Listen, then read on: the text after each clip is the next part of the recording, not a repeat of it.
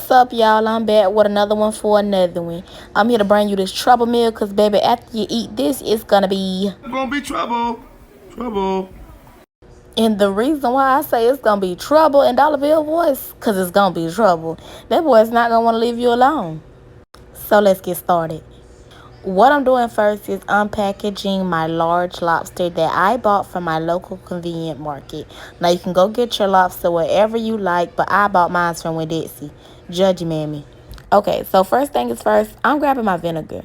I don't know what y'all was taught or how y'all clean y'all meat with, but me, I clean my meat with vinegar, sometimes lemon, sometimes lime, salt, depending on what I'm making.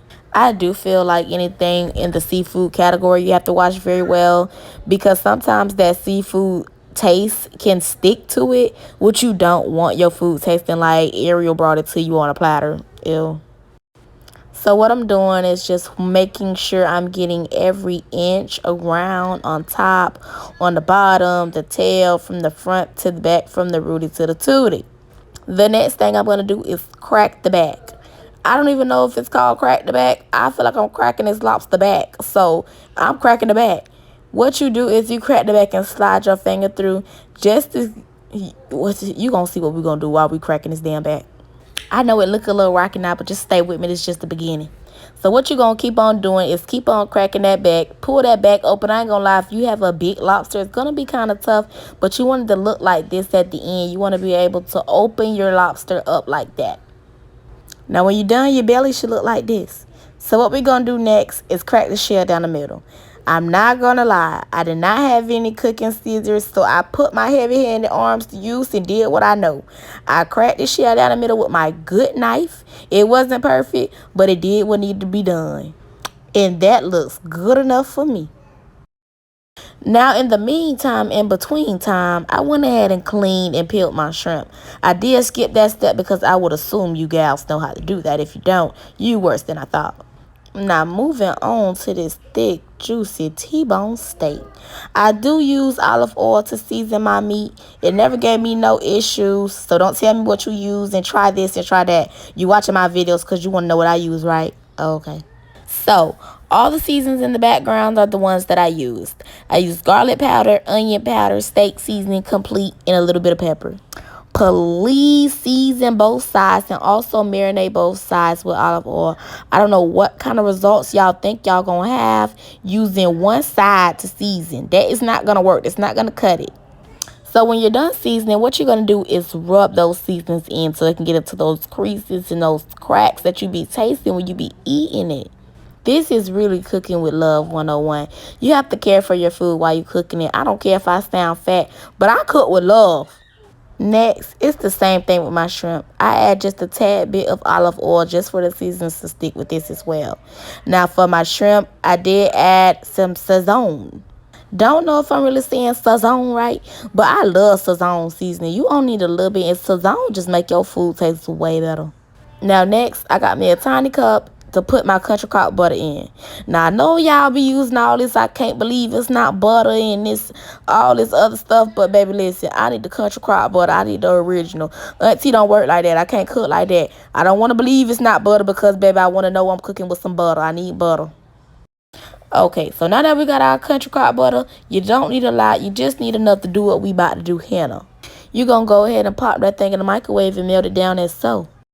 Then you want to go ahead and add some of that seafood magic, some garlic powder, some onion powder, some complete, some pepper, and just a tad bit more Sazon.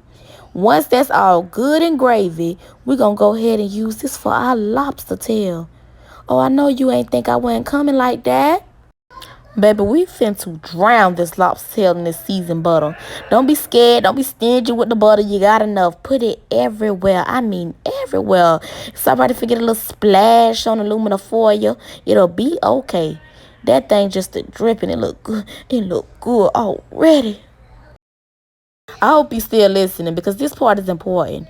What you're going to do is lift this lobster belly up and get all in there with the butter. It's okay if the butter is everywhere. That's what we want. Lift it up and drizzle it down. So while that's doing what it's going to do, we're going to move on to making our steak. Now, me personally, I can't make my steak on top of the stove. I'm lying. I can, but I'm not. I feel like the best results are in the oven. Once you get a taste of a slow cooked steak cooking in the oven, getting locked in with those buttery seasons, you'll never, ever, ever, ever, ever go back to a stovetop steak. Thank me later.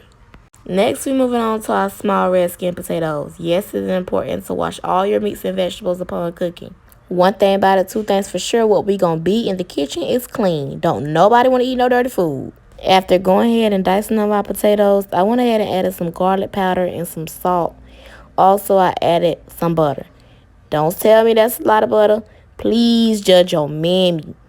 But one thing I noticed, the spoon must have thought that was too much butter too, because it didn't want to come off like it was trying to tell me it was too much, but I didn't think it was too much. Next, we're making asparagus. Usually I make my asparagus in the oven. Sometimes I do it stovetop when I don't feel like waiting. The only thing about making asparagus on top of the stove is you have to be really careful. Asparagus is a very sensitive vegetable. It can get burnt easily. So just make sure your stove is not up too high. Now that we got our asparagus on top of the stove, we just give them a good little twirl and swirl. Ain't much you can do when you're cooking it. Next, we coming back to them seasoned shrimp that we already pre-seasoned. We just gonna dump this in a pot. Mind you, we got our pot of potatoes on the back burner. It's always good to cook multiple things at the same time so you won't waste all your time on one thing. You can always come back to it. It is possible to multitask in the kitchen. Don't ever think you just have to be focused on one item at a time. Next, for my topper, I did make a homemade Alfredo sauce that I used with heavy whipping cream. I added some pepper, some salt, some garlic powder, some onion powder, and a little bit of complete seasoning. I can say one thing that I learned about being in the kitchen by myself, heavy whipping cream is very essential. I just have to have it in my kitchen when I'm cooking. You can use it for so many different things. I know you probably was using something else when you were making your homemade mashed potatoes, but I'm telling you, try this heavy whipping cream in there. You only need a little bit because you don't want your potatoes to be watery. But I'm telling you, you're going to love that creamy taste. Here come the ending, what we all been waiting for. After all our hard work, after all our dedication, after making this meal on your feet for hours and hours, you gonna see why that boy ain't gonna leave you alone. This is why. Look at this masterpiece. Baby, if Lotto ain't put it on the floor, you just did. And guess what? You better not stick that shrimp in the lobster. And we are. Look at that. So go ahead and pat yourself on the back because this ain't nothing but a masterpiece, baby. he finna go run his mouth about this, baby. I told you this meal was gonna have you in trouble.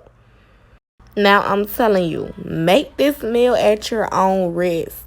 You drizzle this Alfredo like this over this boy plate if you want to. And he is gonna be outside your door acting a plumb Humpty Dumpty fool. Cause homegirl ain't showing out like this, baby. She might be doing some ones and twos on the beanies and the weenies, but she not doing it like this. She ain't giving him the surf and turf kicking flavor edition, baby. She ain't doing it like this. So like I said, cook this trouble meal if you want to, baby, and you're gonna be in trouble. Now, the rest of my video is just content of my beautiful dish that we sat here and made. But thank you for watching this far. Stay tuned for more kickin' flavor meal editions.